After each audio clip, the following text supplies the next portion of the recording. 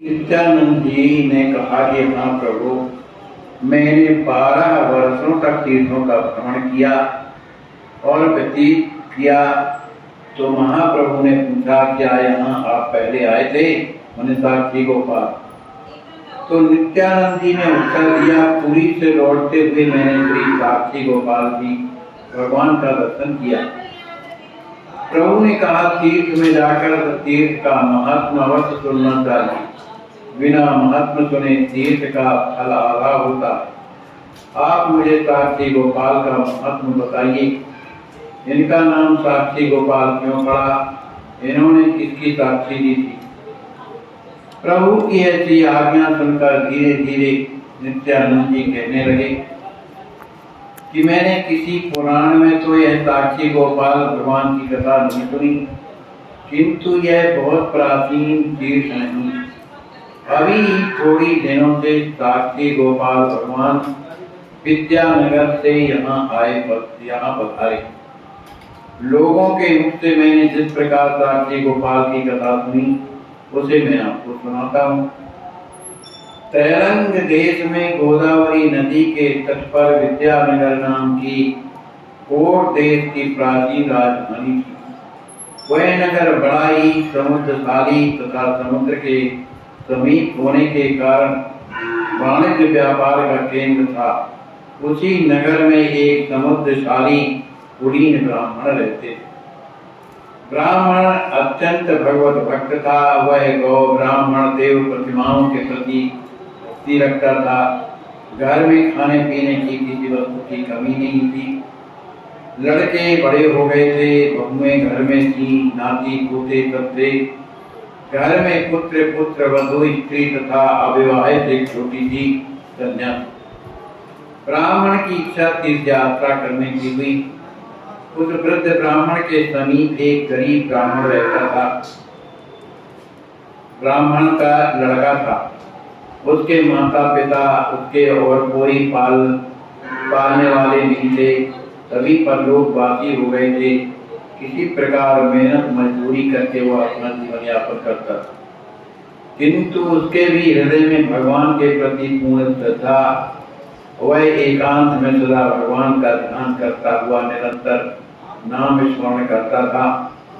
इस कारण उस पर भगवान की कृपा थी। भगवान की कृपा की सबसे बड़ी पहचान यही है। माने भगवान की कृपा किन पर है, उनकी पहचान क्या है, बता रहे। जिन्हें ब्राह्मणों में, तीर्थों में, भगवत चरित्रों में, देवस्थानों में, भगवत प्रतिमाओं में, गौओं में, तुलसी में, पीपल आदि पवित्र वृक्षों में श्रद्धा हो, इन सब के प्रति हार्दिक अनुराग हो, उसे ही समझना चाहिए कि भगवान कृपा का, भगवत कृपा का पात्र है। उस ब्राह्मण कुमार इन सब के प्रति अनुराग था, इसलिए वह वृद्ध ब्राह्मण इस लड़के पर नहीं करता। एक दिन वृद्ध ने इस लड़के से कहा, भैया यदि तुम्हारी इच्छा हो तो हमारे साथ में तीर्थ यात्रा के लिए चलो।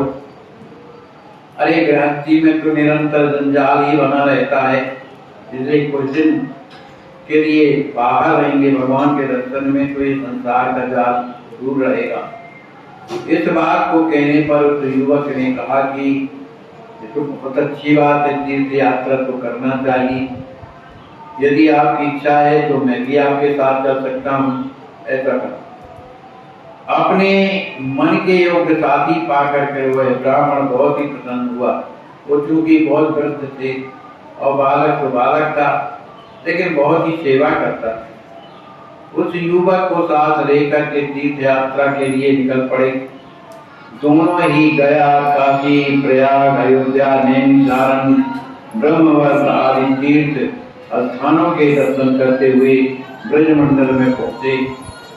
वहां पर इन्होंने भद्रवन, बिल्ववन, लोहवन, भांडीरवन, महावन, मधुवन, तालवन, मुकुंदवन, बहुलावन, काम्यकवन, खलिरवन और वृंदावन आदि 12 वन और वनों की यात्रा की।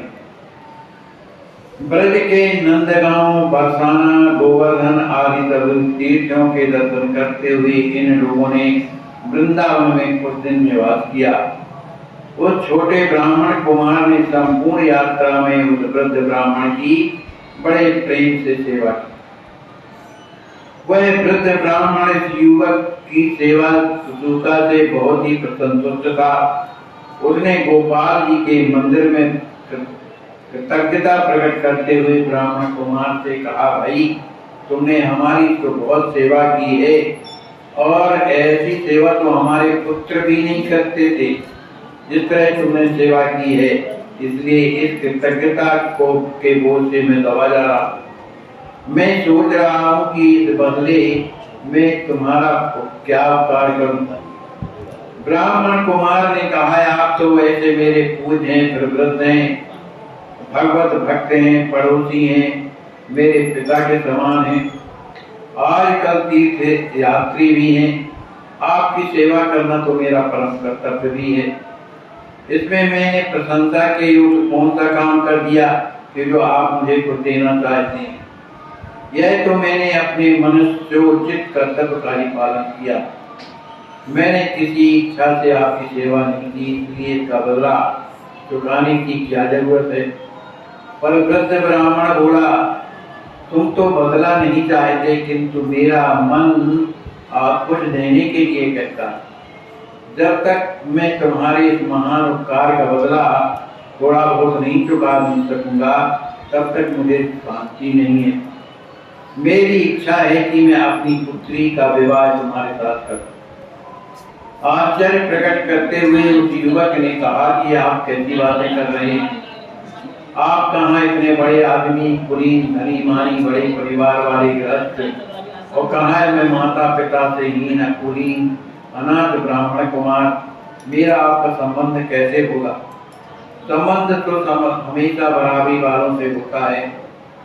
वृद्ध ने कहा, पिता का कर्तव्य है कि वह कन्या के लिए योग्य वर की खोज करे। उसके धन, परिवार और वैभव की ओर ध्यान न दे करके योग्य सुशील स्वभाव वाला वर कन्या को समर्पित करे। इसलिए मैं तुम्हें ही अपनी कन्या दूंगा, तुम मेरी इस प्रार्थना को स्वीकार करो। युवक ने कहा, आप तो खैर राजी हो गए, लेकिन यहाँ से घर जाने के बाद तुम्हारे पुत्र हैं, पत्नी है, परिवार के लोग हैं। मुझ जैसे गरीब के साथ कैसे संबंध हो सकता है ना। तो इसमें आप ना सोच करके मुझे केवल सेवा करने दीजिए, मुझे कुछ नहीं चाहिए। लेकिन वो वृद्ध बोला, नहीं, तुम्हें तो मेरी ये प्रार्थना स्वीकार करनी होगी। उस युवक ने कहा, आज तो खैर राजी हो जाएंगे, किंतु आगे क्या होगा इसे तो भगवान ही जाने। वे तो इस बात को सुनते ही आप बबूला हो जाएंगे। वृद्ध ब्राह्मण ने दृढ़ता के साथ कहा, हो जाने दो, सबको आग बबूला, किसी का इसमें क्या साधा है। अरे लड़की तो मेरी है, जिसे मैं चाहूंगा उसे मैंने उसके साथ विवाह करूंगा, इसे तुम स्वीकार तो करो। युवक ने कहा, मुझे स्वीकार करने में कोई आपत्ति नहीं है, किंतु आप घर जाकर के यहाँ की सब बातों को भूल जाएंगे और अपनी स्त्री पुत्र के परिवार वालों के कहने में आकर के यह काम नहीं करेंगे। वृद्ध ब्राह्मण ने जोश में आकर के गोपाल भगवान के सामने साक्षी करके कहा कि मैं तुम्हारे साथ ही अपनी पुत्री का विवाह करूंगा, बस अब तो विश्वास करो। कुछ धीरे से ब्राह्मण कुमार ने कहा, अच्छी बात है, वहां चलने से तब पता चलेगा कि आप क्या करते हैं। इस प्रकार गोपाल के सामने पुत्री देने की प्रतिज्ञा करके वह वृद्ध ब्राह्मण थोड़ी ही दिनों में उस युवक के साथ लौट करके विद्यानगर उनका गांव था, वहां गए। वहां आवेश में आकर तो ब्राह्मण कन्यादान का वचन दे आया था, किंतु स्त्री पुत्र आदि के सामने उसकी इस बात को कहने की हिम्मत नहीं पड़ी कि कहाँ गरीब आदमी ये और हम लोग बड़े आदमी हैं। बुद्धि स्थिर नहीं होती ना आदमी जवान के पक्ष की नहीं क्या कर। एक दिन उसने अपने पुत्र को बुलाया, कहा, बेटा ये जो अपने बाजू में एक लड़का रहता है जिसके माता पिता नहीं है, बेचारा मजदूरी वगैरह करता है, अपना जीवन यापन करता है, पर ये लड़का बड़ा अच्छा है, बड़ा समझदार भी है और बड़ा सेवक भी है। और मैंने इससे जो है अपनी पुत्री का विवाह करना मैंने निश्चित कर दिया है धाम में। इतना बात सुनना था तो लड़के ने खरी खोटी सुनाई उसको कि तुम्हें शर्म नहीं लगती है, उस भिखारी के साथ में लड़की का विवाह करोगी, उसको मैं अपना बहनोई मानूंगा, ये कभी नहीं हो सकता। अब जब उनकी पत्नी को पता चला तो वो तो आके सामने कहा, ठीक है तुम अपने मन का करते हो, मैं तो जहर खा के मर जाऊंगी, तुमने तो जीवन भर कष्ट दिया है। अरे बूढ़ों का यही हाल होता है कहीं भी। अब बेचारा सबकी बातें डांटे सहने लगा। अब जब कुछ दिन ब्राह्मण बालक ने सोचा कि ये खुद कुछ ना कुछ कहेंगे, क्योंकि इन्होंने स्वयं ऐसा कहा था कि हम विवाह करेंगे, तो उन्होंने सोचा कि जाकर के पूछो तो कि क्या इनकी स्थिति है। वो घर आया, जैसे घर में आया तो बालक को देख करके जो वृद्ध थे वो बड़े दुखी हो गए कि मैं इनकी इच्छा पूर्ति न कर पाया। फिर भी बिना मन का बोले, भैया बहुत दिनों के बाद आए हो, आज याद आई। कहा हम इसलिए आए हैं कि आपने साक्षी गोपाल जी के सामने साक्षी जो भरी थी विवाह करने के लिए, इसलिए अब इस पर क्या विचार है आपका। ये बात लड़के ने जैसे सुनी तो लेकर के डंडा दौड़ा उस बालक को मारने के लिए। तेरी हिम्मत हुई इस तरह की बात कर रहा है हमारे घर में आकर के, तेरी और मेरी हमारी औकात क्या है, हम अपनी बहन तुमको दे करके बहनोई बनाएंगे, तो अपनी स्थिति को विचार कर। तो उसने कहा, भैया तुम लोग बिना काम कर नाराज होते हो, मैं अपने से थोड़ी कह रहा हूं। इन्होंने ही भगवान के सामने, गोपाल जी के सामने कहा था कि मैं अपनी पुत्री का विवाह तुम्हारे साथ करूंगा, इसमें मेरा क्या दोष। कहा ऐसा कुछ नहीं हो सकता है, कभी कह सकते हैं मेरे पिताजी को ऐसे पढ़ा दिया था कि तुम तो अगर पंचायत लगे तो ये कह देना इसके बारे में हमें कोई जानकारी नहीं है, और किस दिन तुमने कहा था कि ये ऐसा करना है। आके उसकी बात को मानने वाला कौन है, डांट फटकार करके घर से भगा दिया। अब इधर उसने सोचा कि क्या करूं मैं, उसे जब भी विवाह करने की इच्छा नहीं थी, लेकिन चूंकि भगवान के सामने उसने जो साक्षी दिया तो उसके हृदय में भाव आया कि चलो हमारे तरफ से भगवान क्या निर्णय करते, चले। उसे भगवान पर पूर्ण भरोसा था, भक्त था भगवान का। उन्होंने गांव वालों को बुलाया, गांव वालों बैठे, पंचायत लगी। क्या बात है भाई। कहा ये मेरे साथ तीर्थ यात्रा करने गए हुए थे, मुझसे जैसा इनकी सेवा बन सकी मैंने किया, और मैंने कोई बात नहीं की है, लेकिन उन्होंने गोपाल जी के सामने अपनी पुत्री का विवाह मेरे साथ करने के लिए कहा था, तो इसी संदर्भ में मैं आया हूं। तो इधर मुझे तो मारपीट की स्थिति दिखाई दे रही है, तो अब ये तो अपने वचन से मुकर जाए भाई कि हमने नहीं कहा, ये जैसा भी इच्छा। लेकिन जो वृद्ध था जिसने ये साक्षी किया था, वो ये भगवान से प्रार्थना करता था कि हे प्रभु कृपा करो कि यह ब्राह्मण बालक का के सामने जो मैंने साक्षी दिया है ये झूठी भी ना और इसका विवाह भी हो जाए। तो इस तरह का उसके हृदय में भाव था। तो पंचों ने कहा कि भाई ये साक्षी तो दिया था, तो किसके सामने दिया था। तो उन्होंने कहा भाई अब हमारे आपके उनके बीच में तो कोई और नहीं थे, ठाकुर जी थे, गोपाल जी रहे, उन्हीं के सामने। तो कहा तुम गोपाल जी को यहाँ साक्षी देने के लिए बुला सकते हो वृंदावन से यहाँ पर। उसके हृदय से निकल गया हाँ मैं बुला दूंगा। तो सब पंचों ने कहा कि भाई अगर तुम यहाँ बुला दोगे और भगवान साक्षी दे देंगे तो हम जितने पंच हैं जबरदस्ती तुम्हारा विवाह इनकी लड़की से कराएंगे, नहीं भी चाहिए तो कराएंगे। बाप से पूछा गया कि भाई तुम क्या कहते हो। उसने भी कहा ठीक है। अब वो तो जानते थे कि मैंने भगवान के सामने साक्षी दी है, कहा मुझे शर्त मंजूर है। अब लड़के से पूछा गया कि भाई तुम्हारी क्या राय है। उसने सोचा पत्थर की मूर्ति कभी आने वाली नहीं है, वो क्या साक्षी देगा, क्या विवाह होगा। फिर भी उसने ऊपरी रूप में कह दिया ये शर्त मुझे मंजूर है। वहां पंचनामा लिखा गया, सबसे दस्तखत करवाए गए, उस बालक से भी करवाए गए, वृद्ध से भी करवाए गए। करवाने के बाद फिर वो पत्र लेकर के और भगवान के वृंदावन की हो जाता है। उस समय बस का कोई साधन तो था नहीं, बेचारा पैदल भगवान वृंदावन पहुंचता है। अब वृंदावन में जा करके वो कागज ले जा करके गोपाल जी के सामने रखता है, प्रभु ये पंचों के तरफ से निर्णय आया है कि गोपाल जी यदि इधर आकर के उड़ीसा में यदि साक्षी दे दें तो हम विवाह लड़की का कर देंगे। अब ठाकुर जी आप जानो, आपके सामने ही तो उसने मने इस तरह की साक्षी किया था, इसलिए अब आपको चलना है। सच्चे हृदय की पुकार देखिए महत्व से लोग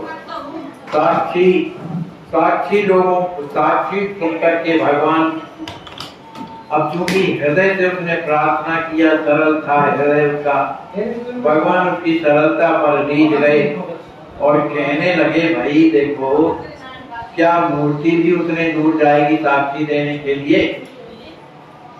साक्षी देने के लिए क्या मूर्ति भी उतने दूर जाएगी? कभी मूर्ति को चलते देखा है? तो कहा जब मूर्ति वहां नहीं जा सकती है तो बोलती क्यों है? अब भगवान निरुत्तर हो गए। कहा भाई ठीक है, आप आए हो, ये पत्र दिखाया सब पंचों का, तो ठीक है हम तुम्हारी जो है साक्षी देने चलेंगे। तो कहा प्रभु क्या व्यवस्था किया है? भगवान ने कहा देखो भाई इसमें दूर की यात्रा है, हम तो भूखे रहते नहीं, अनेक प्रकार का भोजन विश्राम पा करके चलते हैं। अगर ये शर्त तुम्हें मंजूर हो, अब बेचारा गरीब आदमी, कहा प्रभु जितना बनेगा मैं करता चलूंगा, आपको भूखा नहीं रखूंगा, भले मैं भूखा रह जाऊंगा लेकिन आपको भूखा नहीं। कहा तो ठीक है, तो एक बात है मैं यहाँ से वहां ही प्रकट हो जाऊंगा, तो वहां पर पहुंचो। अरे कहा महाराज इतने दंड से किसी तरह दूर आए कि पत्र लिखा के लाया हूँ, अब आप भी बीच में कहीं प्रकट ना हुए तो मेरी बदनामी होगी। आप तो मेरे साथ चलिए और इसी मूर्ति में चलिए, क्योंकि आपकी इसी मूर्ति के सामने उन्होंने साक्षी दिया। भगवान ने कहा ठीक है भाई चलो हम तुम्हारे पीछे पीछे चलेंगे, आगे आगे आप चलो। तो उस बालक ने कहा कि आप पीछे पीछे चलेंगे तो मुझे कैसे पता चलेगा कि आप आ रहे हो? कहा हमारी शर्त ये है कि आप चलेंगे हम जरूर, हमारी जो ये नूपुर है वो बजते हुए चलेगी, लेकिन मुड़ करके नहीं देखना, तो यदि मुड़ करके देखोगे तो फिर उसके आगे हम नहीं जाएंगे। वो राजी हो गया, बड़ी प्रसन्नता से भगवान को लेकर के चल रहा है। जहाँ रात्रि होती है भगवान को विश्राम कराता है, उनकी सेवा करता है, उन्हें सुंदर भोजन करवाता है जो जो उसके पास था। इस तरह से बहुत दिनों की यात्रा करते करते और जब गांव के नजदीक पहुंचता है, तो उसने सोचा कि पता नहीं भगवान आते हैं कि नहीं, विद्यानगर गांव था उनका, सोचा कि आते हैं कि नहीं आते हैं, तो चलो मुड़ करके तो देखूं। और जैसे ही मुड़ करके देखा तो भगवान हंसने लगे, अरे भाई देखो अब उधर नहीं जा सकते हैं तुम्हारे गांव तक, इसी विद्यानगर में हम रुक गए, अब लोगों को बुला करके लाओ, हम यहीं पर उन सब से बात करेंगे, उन्हें साक्षी देंगे।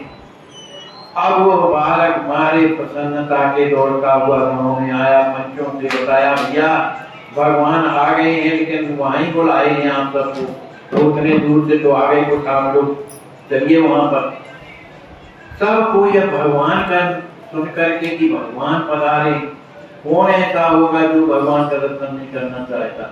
सभी गांव के लोग उमड़ गए, अरे भैया चलो भगवान आए।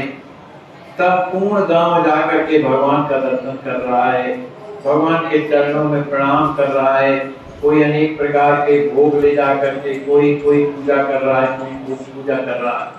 इस तरह से भगवान मूर्ति के रूप में तो खड़े हुए हैं और सबको दर्शन दे रहे हैं, लेकिन उस बालक के लिए तो प्रत्यक्ष, दूसरों के लिए मूर्ति में।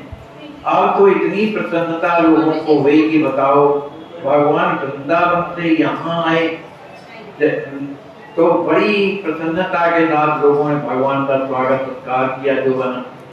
अब कौन पंच ऐसा है जो उससे पूछे कि ये जो साक्षी दिया था कैसा हुआ था। अब सबने तो विश्वास कर दिया कि पूछने की जरूरत क्या है। उसका लड़का के वही हृदय बदल गया, सबका हृदय बदल गया।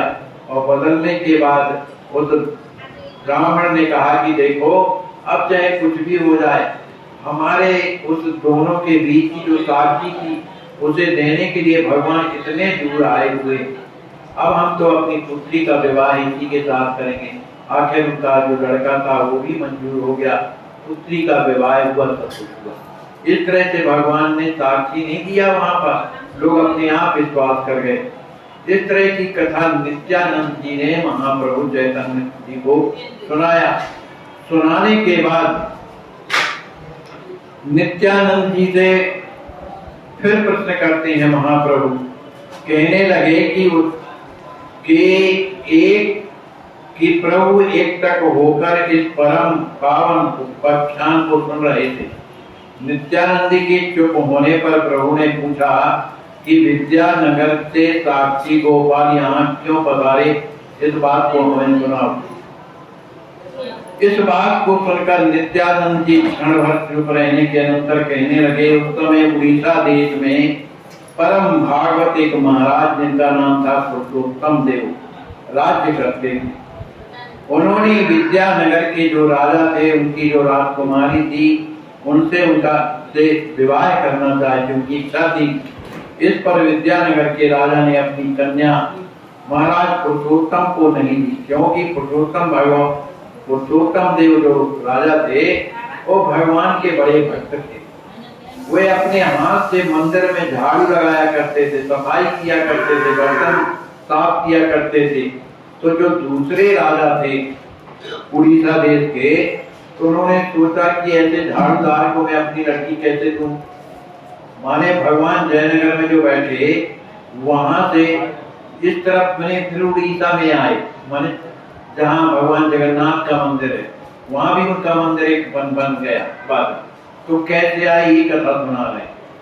तो ये माने नित्यानंद सुना रहे कि वहां का जो राजा था पुरुषोत्तम देव, वो भगवान के बड़े भक्त थे। तो झाड़ू लगाया करते थे, भगवान की सफाई करते थे, बर्तन धोते थे। और जो उड़ीसा के राजा थे उनकी जो राजकुमारी थी उससे वो विवाह करना चाहते थे। तो उन्होंने कहा ऐसे झाड़ूदार के साथ हमारी पुत्री का विवाह कैसे होगा। तो उन्होंने कुछ कहा नहीं, लेकिन उन्हें बड़ा दुख लगा कि देखो हमें झाड़ूदार कहते कुछ भी करते हैं।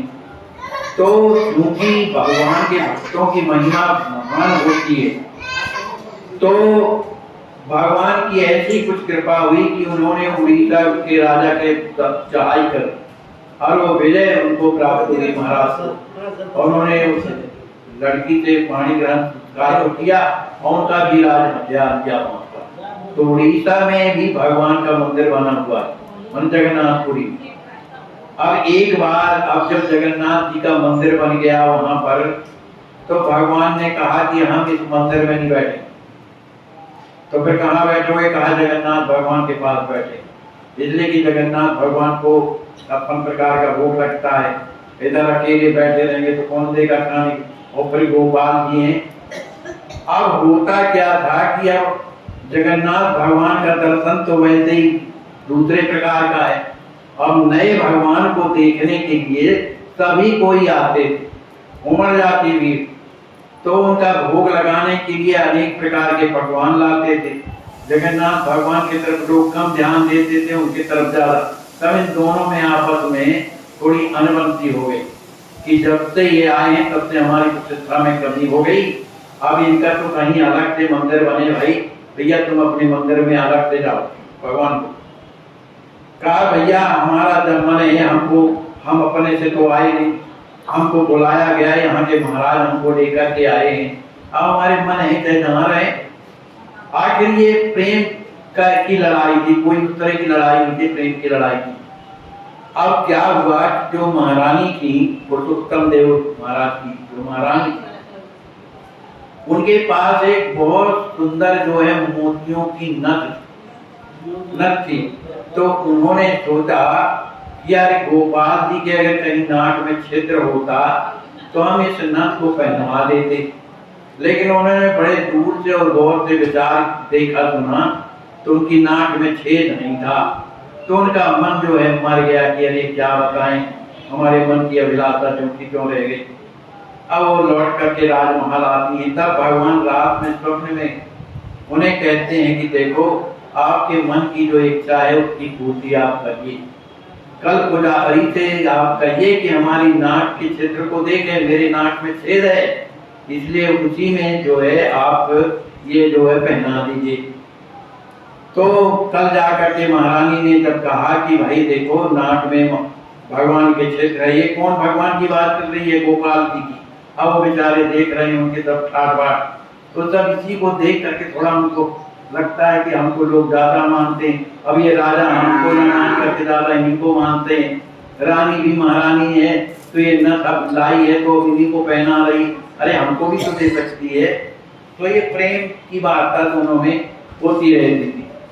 तो पुजारी जी से जब कहा गया तो उन्होंने बड़े गौर से देखा तो भगवान के नाक में छेद था। अरे वो क्या नहीं कर सकते हैं, कर तुम अन्यथा कर तुम समर्थ है। तो पुजारी ने कहा हाँ महारानी जो है थे, तो उन्होंने वो नथ बढ़िया बहुमूल्य रत्नों की थी ला करके पुजारी को दिया और पुजारी जी ने वो नथ भगवान के नाक में डाल दिया। अब इतनी प्रसन्नता हुई भगवान को कि चलो वहां से यहाँ आना हमारा सार्थक हो गया। बढ़िया प्रसाद खाने को अलग मिलता है, लोग श्रृंगार की चीजें भी हमें दे रही, बड़े प्रसन्न हैं। आखिर जगन्नाथ भगवान बेचारे मन मारे अपने बैठे रहते हैं। इस तरह से नित्यानंद जी महाराज महाप्रभु को एक कथा सुना। देखो महान है, नित्यानंद जी महाराज भी महान है, उनसे बढ़कर के तो महाप्रभु है ना। तो महाप्रभु कहते हैं कि इसका मतलब ये नहीं है कि ये कथा हमने सुन लिया है तो हम दोबारा नहीं सुनेंगे। भगवान की कथा तो जितने बार सुनने को मिले भले हम जानते हैं, तो ये किनके हृदय में भाव होता है, जो भगवान के प्रेमी होते हैं, उसी को ये कथा बड़ी प्यारी लगती है। देखो अपने मामा जी रहे, मामा जी महाराज, उनका एक चरित्र हमें याद है, उनका एक ग्रंथ हमने भी पढ़ा है कि मामा जी जैसे, हमने और भी बहुत से ग्रंथ पढ़े हैं, तो मामा जी जैसे विनम्रता, मामा जी जैसे सबकी सेवा करने वाला कोई भी हमने महापुरुष नहीं देखा महाराज। कोई को कुछ तो कुछ है लेकिन उन्हें कुछ नहीं। एक बार की बात है, वहां 6 दिन की लीला होती है बख्तर में। तो उन्हीं बख्तर का एक कोई जाति का चमार था, जाति का चमार था, वो बाहर रहने लगा था और कमाई करता था, तो बड़ा आदमी हो गया था। तो बख्तर में न रह करके बहुत दूर रहता था। और उसने जब लीला के बारे में सुनी कि वहां पर भगवान का विवाह लीला मनाई जाती है, तो उसने सोचा ये कौन महापुरुष है, हमारे गांव में तो ऐसे कोई मामा जी नहीं है, उनका श्री नारायण दास जी महाराज नाम है, लेकिन चलो ऐसे का दर्शन करना चाहिए। वो जाति का चमार, वो बेचारा वहां से आया और इधर क्या है कि लीला में लोग दोपहर में प्रसाद पाते और जा जाके अपने अपने आसनों में विश्राम कर जाते, सो जाते। अब पत्तलें सब पड़ी रहती थी, सब पत्तलें। तो मामा जी उठते और बड़ा भारी ढाल लेते और सब पत्तलों को इकट्ठा करके और बाहर फेंकने जाते। तो वो चमार भी बैठा हुआ था बाहर, उसने देखा ये कोई होगा नीच जात का, तभी पे पत्थर फेंक रहा है। तो जब पत्थर फेंक करके आए तो कहा भैया एक काम करो, हमको मामा जी से क्या मिला सकते हो, बड़ी कृपा होगी, हम बहुत दूर से आए हैं, मामा जी से मिला दो। तो उन्होंने कहा हाँ हाँ बैठो, जहाँ पर पट्टी में बैठो, मैं मामा जी से अवश्य मिलाई देता हूँ, थोड़ी एक बार का और काम है मेरा। मामा जी जाते हैं, पुनः पत्थरों को समेटते हैं, समेट करके और बाहर फेंक करके आते हैं। कहा भैया बैठना, हम बुला के लाते हैं उनको। वो अंदर जाते हैं, फिर नहाया धोया, तिलक शुरू किया, कपड़े पहन करके जब आए तो उस चमार के सामने हाथ जोड़ करके कहते हैं कहिए क्या आज्ञा है मेरे लिए। उन्होंने कहा है आपसे हमको मतलब नहीं है भाई, हमको मामा जी से मतलब है।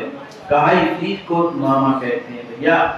अब वो तो बेचारा पुराने जमाने में इतना शिष्टाचार था कि जाति का वो चमार का दूर से दंडवत किया और फूट फूट के रोने लगा कि मेरे तो अहो भाग्य क्या प्रदर्शन हुआ।